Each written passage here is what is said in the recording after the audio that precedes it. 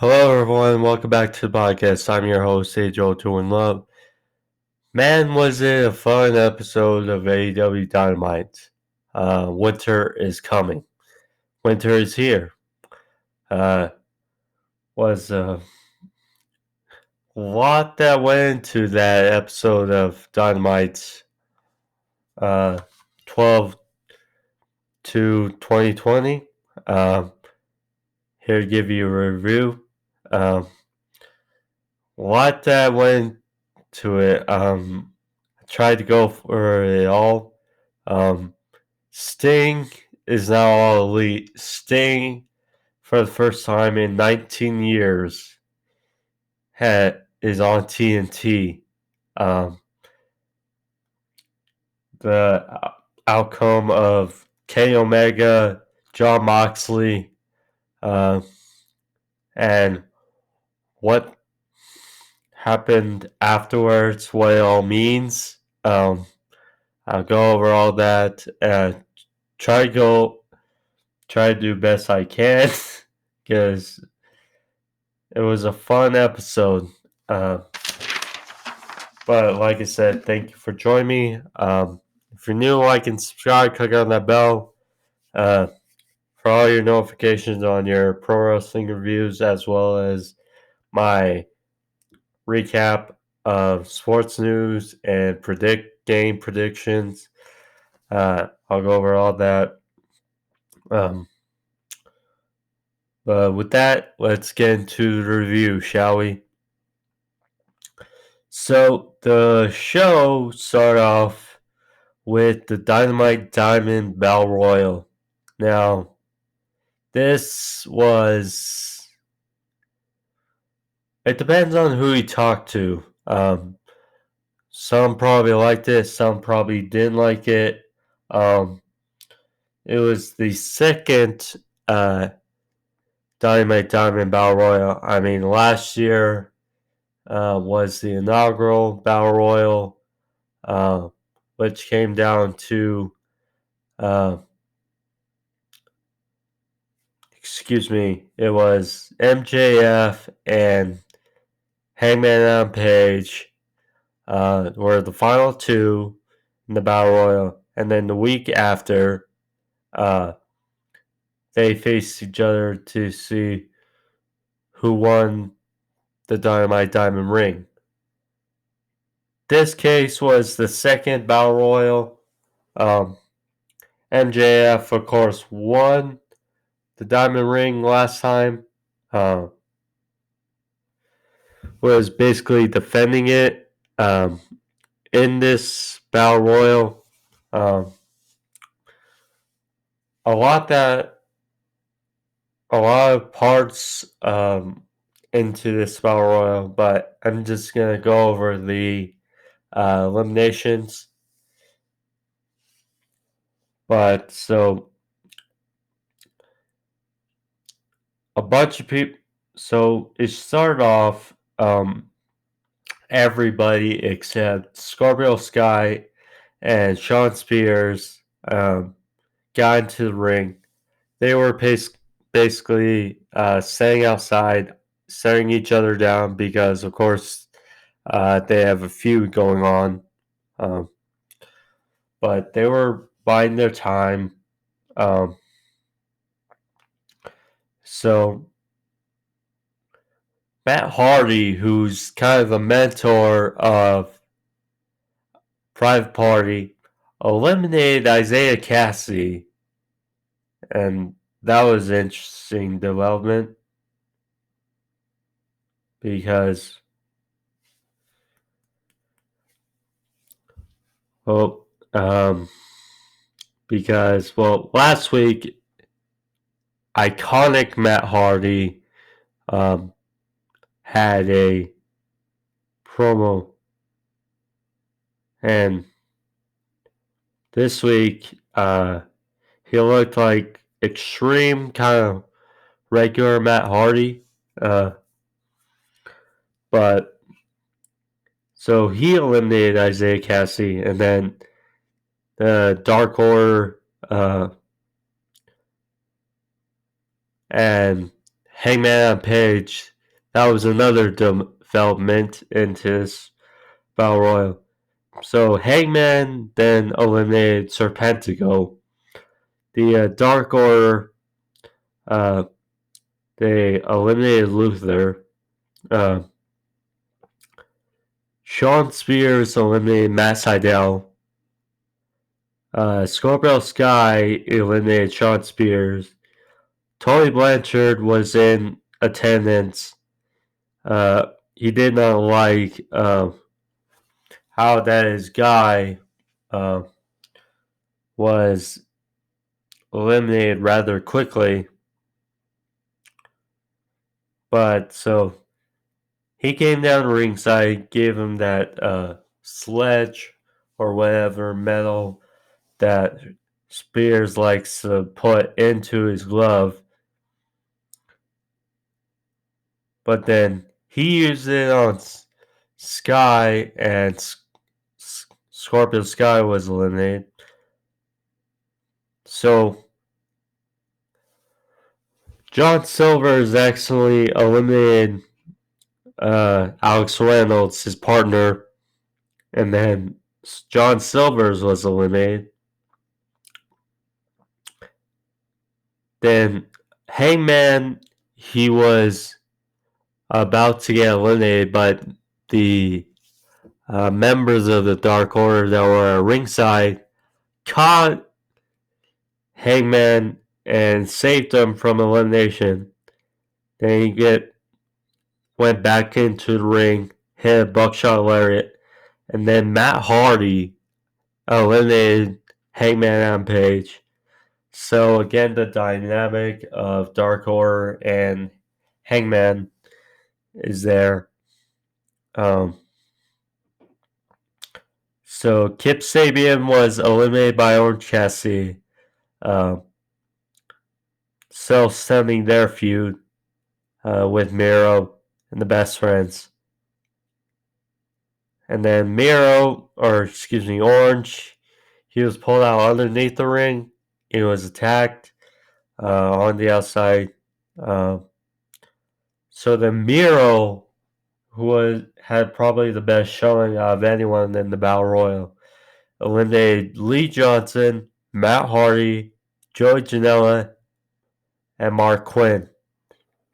And then MJF, Sammy Guevara, and Wardlow, they were all kind of standing off into the corner, protecting MJF, because MJF is current holder of the Dynamite Diamond Ring and members of the Inner Circle.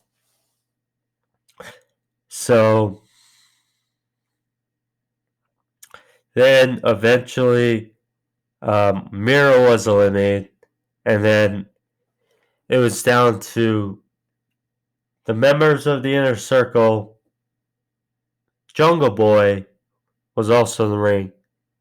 He had a great exchange with Sammy Guevara and Orange Cassidy, who was on the outside. So Sammy and Jungle Boy had a great exchange. Then they were both on the top rope, and MJF shoved both Jungle Boy and Sammy Guevara off the top rope and eliminated them both. MJF did not like what he saw. Guevara was confused. Like, what happened? And then MJF and Wardlow thought they were the last two, but then Wardlow realized that Orange Cassidy was never eliminated, so he dragged them back into the ring, and in a very cocky manner, tried to dump him over the top rope. Orange Cassidy got away, hit the orange punch on both Wardlow and MJF, and then eliminated Wardlow. and then MJF and Orange Cassidy were the final two. So we got MJF versus Orange Cassidy next week for Dynamite Diamond Ring. I mean, the Dynamite Diamond Ring has been kind of part of MJF's gimmick. It's kind of added to it because he is a heel. I'm kind of curious how they're going to go about it next week because I guess it kind of works for MJF. He hasn't used it a lot, but he's used it correctly when he needs to. I'm not sure Orange Cassidy needs it, but it would definitely be a nice touch. This match overall had some good spots, had some bad spots. I mean, the exchange between Sammy and Jungle Boy, the stare down between Miro and Wardlow, that was very fun. Yeah, I can't say. Overall, the Battle Royal was okay. I mean, it extended some storylines. Of course, the Hangman on Page, Dark Order dynamic, that's still there. And it did what it needed to do. So, not complaining about that. So, then we had Chris Jericho versus Frankie Kazarian. First time ever. So, this was a cool match. I mean, Jericho, he was out there with Jake Hager and Ortiz.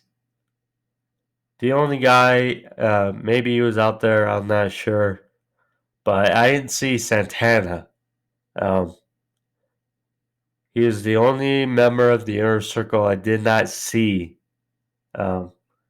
Which is kind of strange, but maybe had the night off, maybe, I don't know. But I did not see Santana. So, this nice match back and forth. Getting into the later part of the match was an elevated leg drop by Kazarian for 2. Then a top rope looked like maybe a T-bone suplex from top rope or a Spanish fly. But anywho, it was hit by Kazarian on Jericho.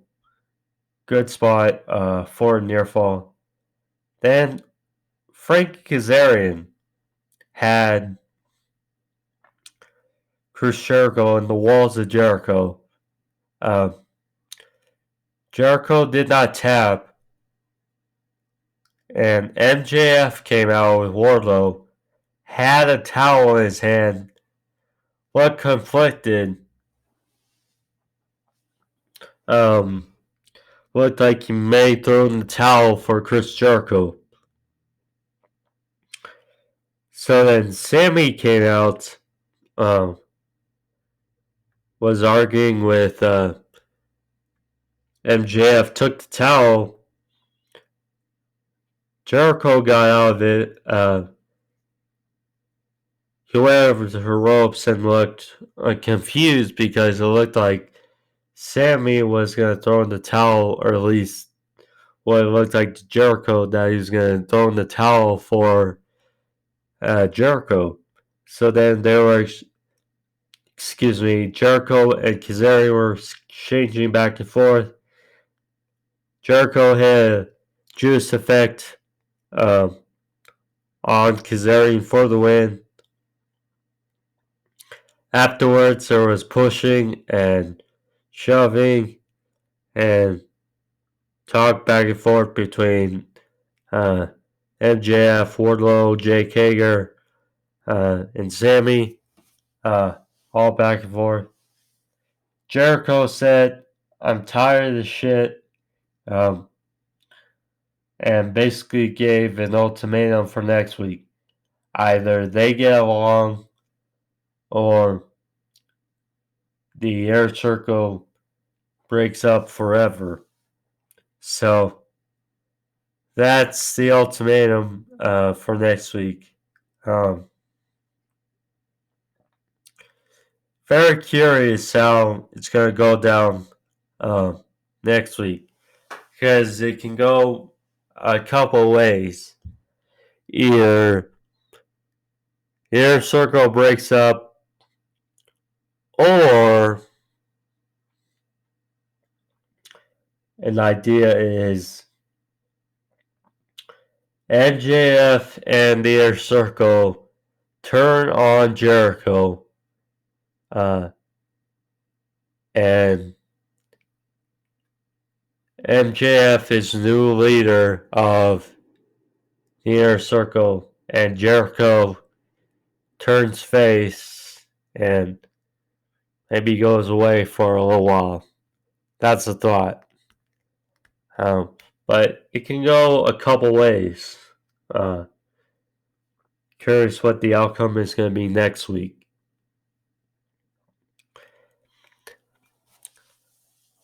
Then we got a backstage interview of the Young Bucks. They talked about their win over FTR at Full Gear, how they're now the number one ranked tag team in the world. They're going to face the Hybrid next week, TH2. They said that they're not rankings-wise in position to get a shot at the titles, but they beat them next week, they can get a shot at the titles. So then they were interrupted by the Acclaimed, and then they were distracted, and then the Young Bucks were attacked by the Hybrid, and then SCU, Frankie, Kazarian, Christopher Daniels came in for the save for the Young Bucks.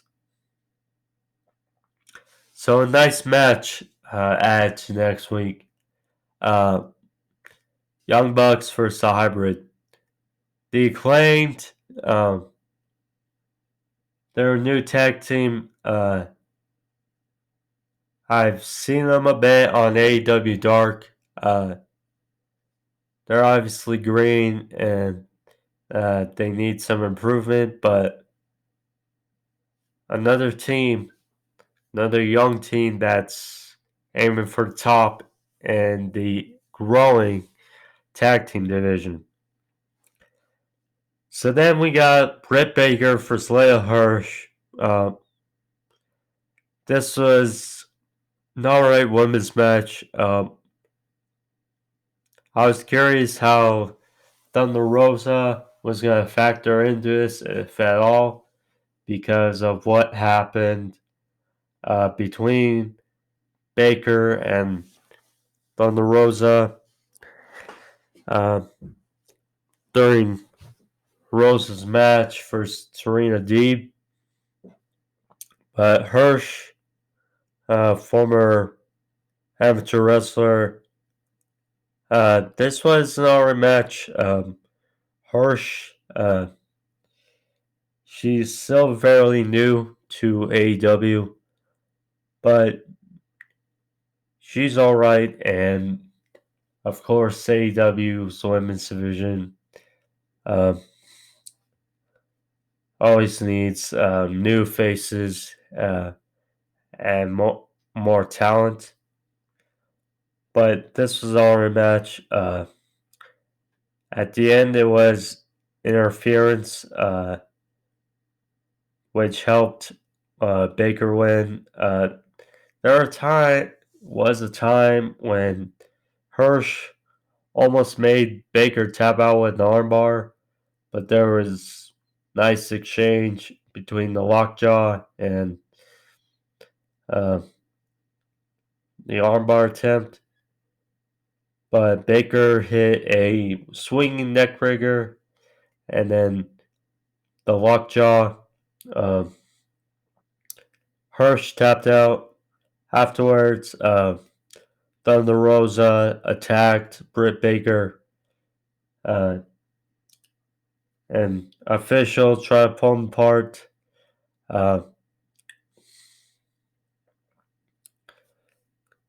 Reba tried to take shots at Thunder Rosa, but Rosa just.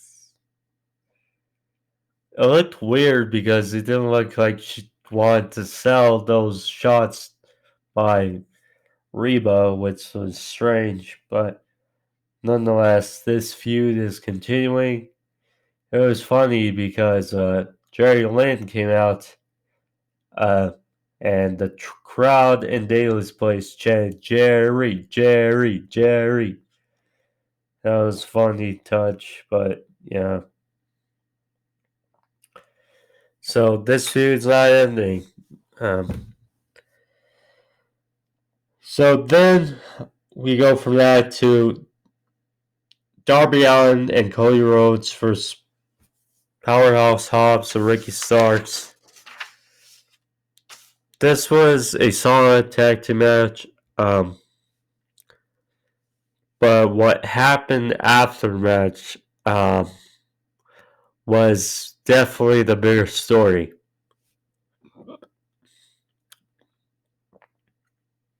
So this match was kind of formulaic. Darby Allin, who's being picked apart. A hot tag to Cody. And then at the end, Cody cleaned house. And then at the end of the match was a Cody cutter on Ricky Starks. Then a coffin drop by Darby Allin for the win. Afterwards, Team Taz and Taz attacked the members or attacked Darby Allin and Cody. Then Dustin Rhodes, Cody's brother, came in, tried helping out, but to no avail. And then so Brian Cage came in. He and Starks held up Cody for Hobbs to attack him with the FTW title. And all of a sudden, the arena goes dark. And there's some music being played. And then there's like a winter field grass on the Titantron. This like strange music. Wintertime, and then all of a sudden you see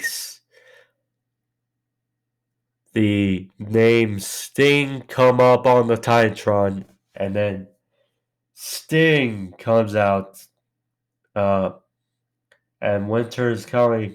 There's like snowflakes coming out. It was just a great visual, a great moment. Tony Schiavone, for the first time in years, calls Sting. And first time since WCW. I mean, this was a great moment. Sting came out. The members of Team Taz walked away. Sting, he has stare down with Arn Anderson. Talk about blast from the past. And then he looked over at Dustin, who is in the corner, and then he had he looked over at Cody Rhodes.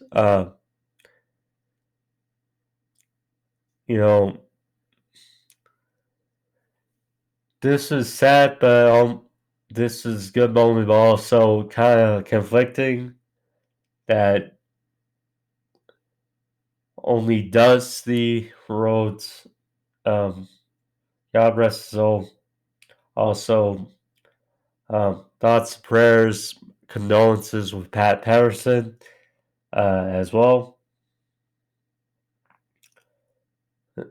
So, but then Darby Allin and Sting had a nice little sit around, and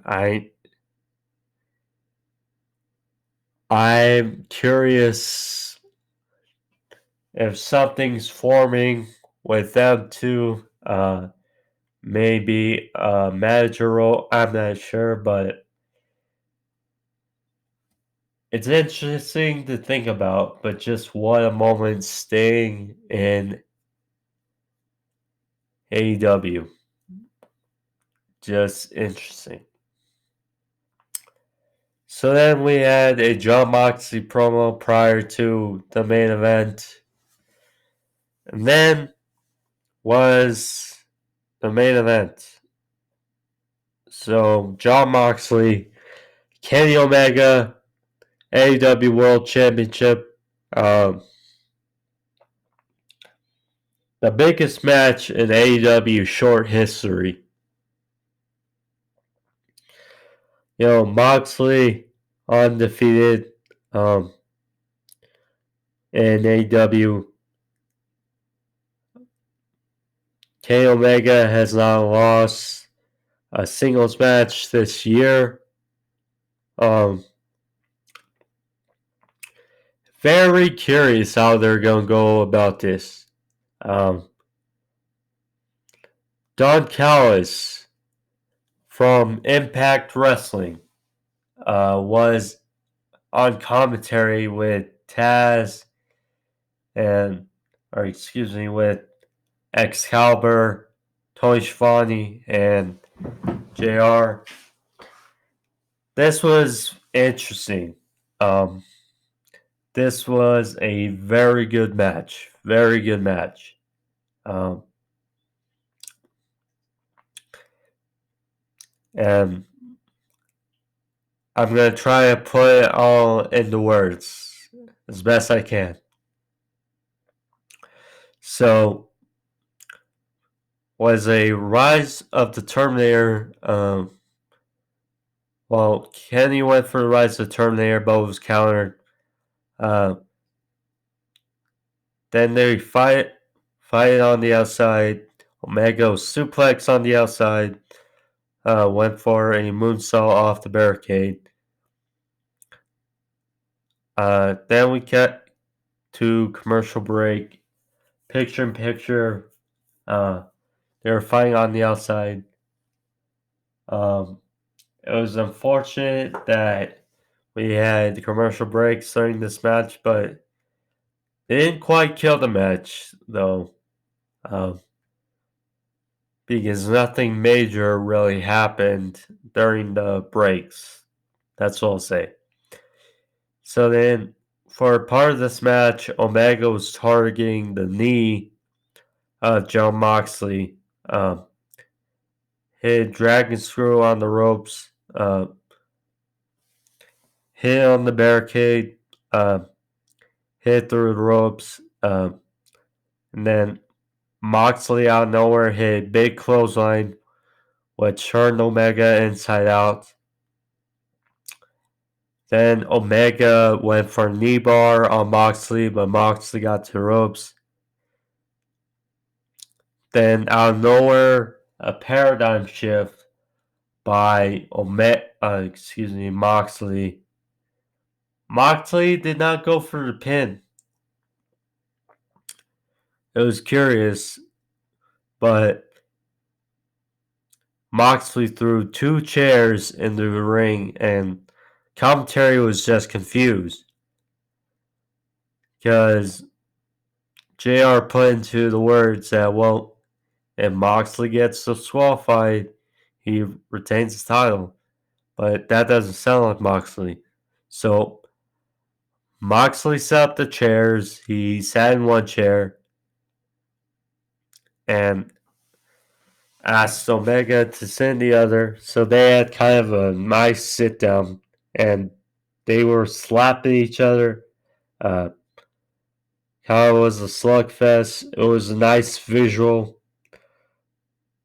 add to the match. So then Omega hit V-Trigger, Snapdragon. Omega was kind of taking the momentum back. But then it was another big clothesline by Mox. His second paradigm shift, but Omega kicked out for a near fall.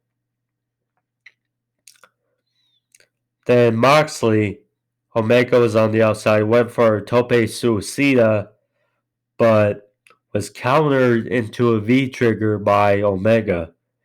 Then they got back in the ring.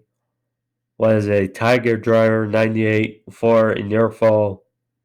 Then Omega, he kept trying to go for the one-winged angel, was countered, but Omega hit a wheelbarrow German suplex for 2. Then they fought to the outside. This was where the finish kind of started. So there were these fans on the outside. Or heaters, excuse me. So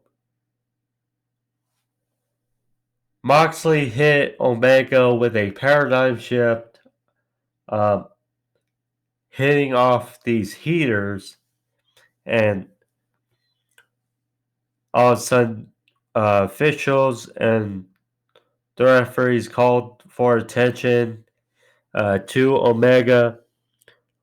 Then Don Callis, he left the commentary table to check on Omega because they were all checking on Omega to see can he continue and is he okay. So Moxley rolls Omega back in the ring. He lands some shots onto him, and then Don Callis, he has a microphone, tries to get the referee's attention, saying, well, Omega's hurt. And then Moxley ignores him, shoves down Don Callis. Then the referee checks on Don Callis. The microphone flies out of Don Callis' hand, goes into the ring. Kenny Omega picks up the microphone, and then behind the referee's back, while the referee is checking on Callis, Omega hits Moxley with the microphone,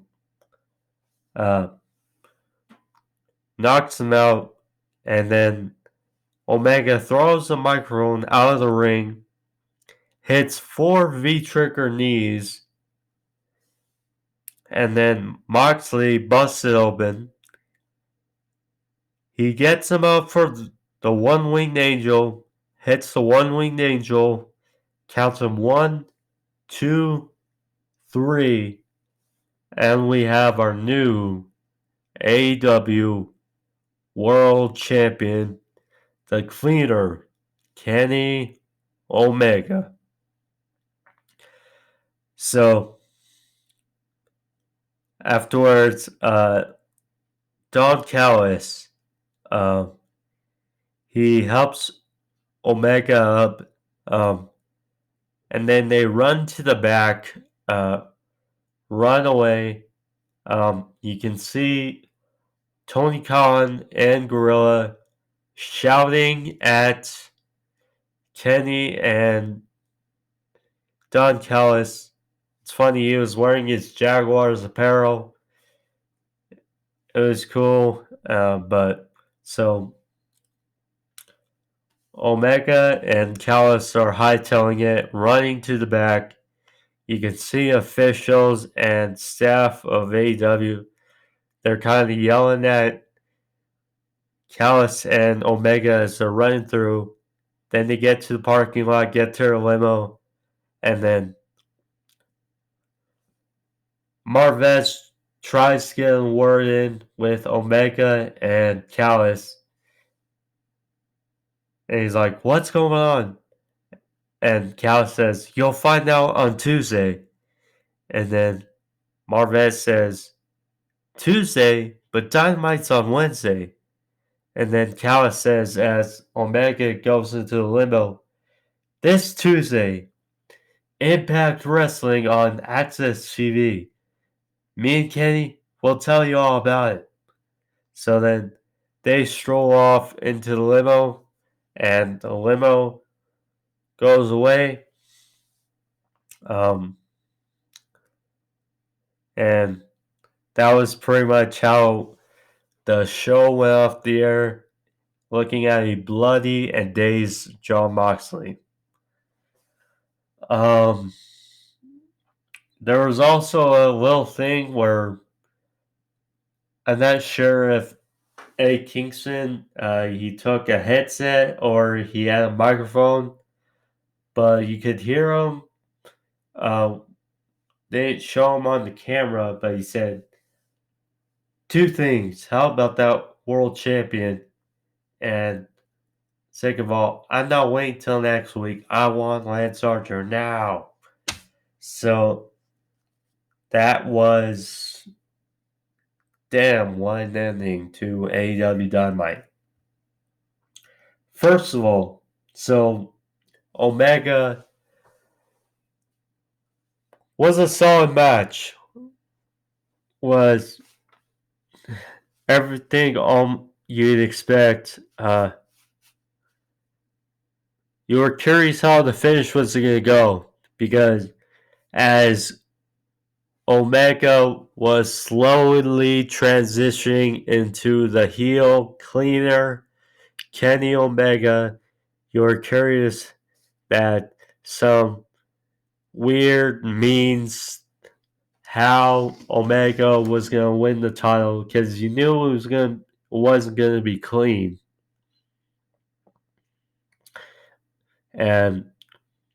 But Don Callis giving him the microphone and Omega uses it to win the AEW World Championship was a solid match, and it's good because it was Moxley's first loss in AEW over a year, first single loss over a year, and it wasn't clean.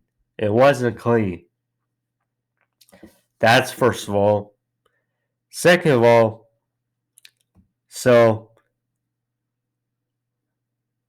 I mean, there's been hints. It's like, okay, NWA has been slowly helping their talent with or showcasing their talent on AEW with their women's division. Second of all, Impact, Don Callis, there's some type of partnership brewing with Impact and AEW, basically. I haven't watched an episode of TNA Impact in a couple years, but looks like I'll probably have to do so on Tuesday to see what Kenny Omega has to say, the AEW World Champion. But this is an interesting development. And I mean, first of all, Sting in AEW. Now, the partnership basically between AEW and Impact Wrestling. interesting. See how it all develops on Tuesday. Also next week, MJF versus Orange Cassidy. Second of all, what's going to escalate for the Inner Circle? A lot to go over for next week, but should be interesting. But that's the episode for everyone. Hope you guys enjoy it. I know I did on this Winter is Coming episode. So thank you all for joining me. That was the episode. Like I said, if you're new, like and subscribe. Click on that bell. Thank you all, and I'll see you back on Tuesday with sports overview topics.